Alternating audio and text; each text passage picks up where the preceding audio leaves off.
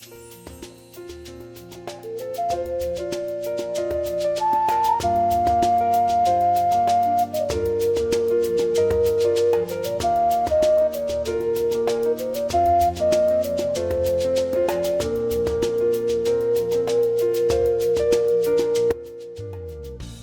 배반하는 자는 엄한 징계를 받을 것이요 견책을 싫어하는 자는 죽을 것이니라. 수월과 아바돈도 여호와의 앞에 드러나거든 하물며 사람의 마음이리요. 검하는 자는 견책받기를 좋아하지 아니하며 지혜 있는 자에게로 가지도 아니하느니라. 마음의 즐거움은 얼굴을 빛나게 하여도 마음의 근심은 심령을 상하게 하느니라. 명철한 자의 마음은 지식을 요구하고 미련한 자의 입은 미련한 것을 즐기느니라.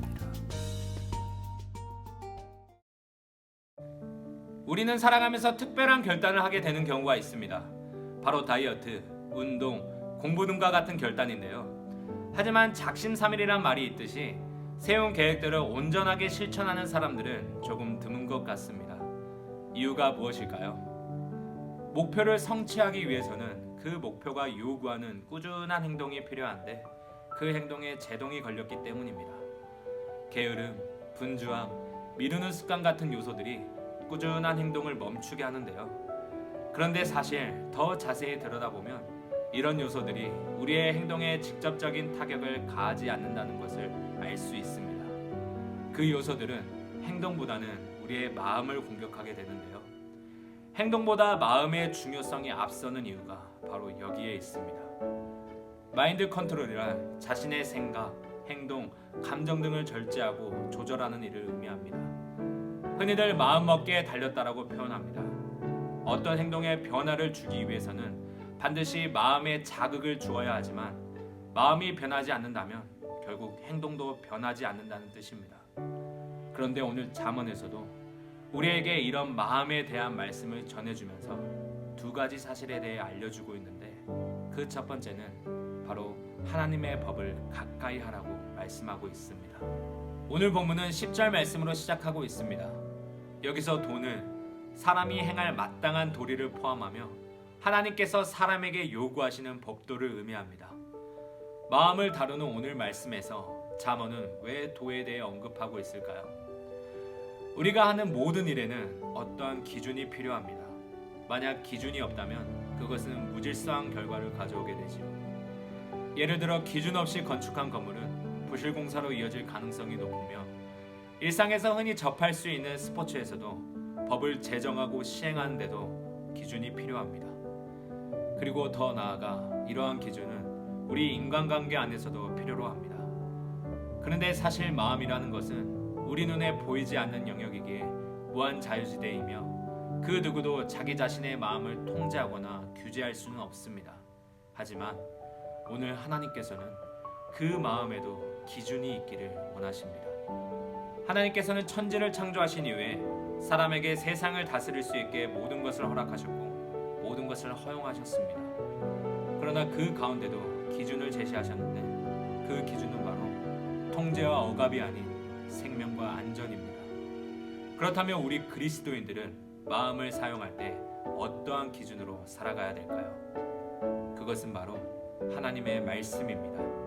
하나님께서는 우리가 말씀을 지키면 생명과 형통을 경험하게 되는 말씀을 주셨습니다.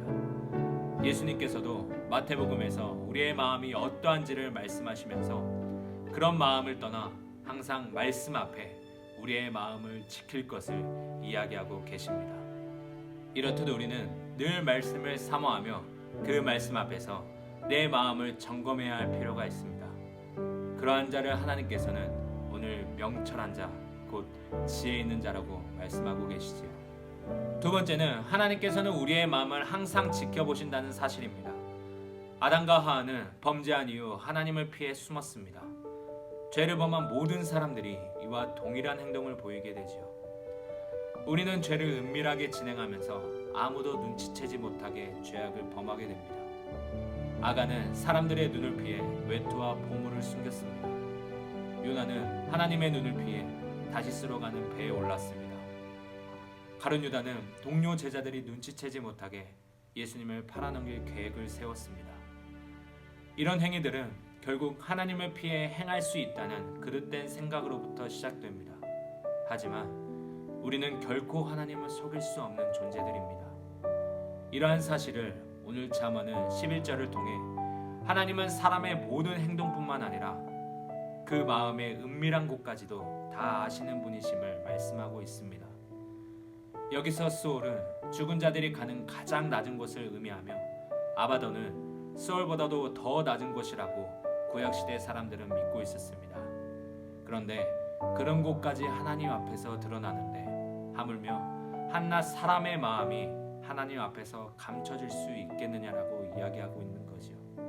이렇듯 하나님께서는 우리의 모든 행동과 감정, 마음, 동기까지 다 아시는 분이십니다. 사람들은 누군가 자신을 지켜보고 있다고 생각하면 행동이 부자연스러워집니다. 우범지대에 CCTV를 설치한 이후 범죄 발생률이 현저하게 줄어들었다는 통계가 이를 증명하고 있지요. 이처럼 그리스도인들이 자신을 제어하는 방법은 바로 하나님께서 나를 지켜보고 계신다는 확신 안에서만 가능하게 됩니다.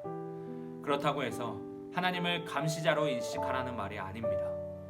부모가 자신의 시야에서 자녀들을 놓치지 않는 이유는 감시하기 위해서가 아니라 보호하고 돕기 위한 것처럼 하나님께서도 우리를 언제나 어디서나 보호하시고 도우시기 위해 항상 바라보고 계신다는 사실을 기억하시길 바랍니다.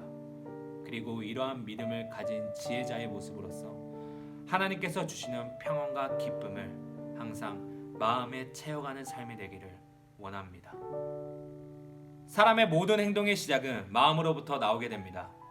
행동을 고치기 위해서는 먼저 마음을 고치는 것이 필요한데요.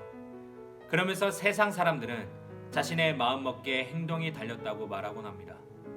하지만 우리 그리스도인들은 그 마음에도 하나님께서 주신 기준이 있음을 기억해야 합니다.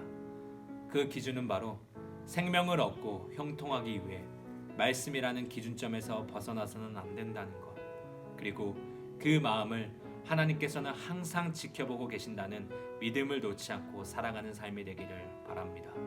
그리하여 항상 우리의 마음을 말씀 앞에 기준으로 삼고 그 말씀을 지켜나가는 모습 속에서 하나님의 평안과 기쁨을 누리는 지혜자의 삶이 오늘 저와 여러분에게 있기를 간절히 소망합니다. 사랑의 하나님 아버지 감사합니다. 오늘도 우리에게 허락하신 지혜의 말씀을 통해 한 주간 승리하게 하여 주시옵소서. 하나님, 언제나 말씀을 우리의 삶의 기준으로 삼아 하나님의 법도를 지켜나가는 생활이 되게 하여 주시옵소서. 항상 우리의 생각과 마음을 지켜주시고 감찰하시는 하나님의 말씀 앞에 지혜를 구하는 그리스도인의 삶을 살아가게 하여 주시옵소서. 그리하여 우리에게 날마다 부어주시는 생명의 말씀 안에서 하나님의 평안을 누리는 삶을 살아갈 수 있도록 도와주시옵소서. 감사합니다. 예수님의 이름으로 기도드리옵나이다.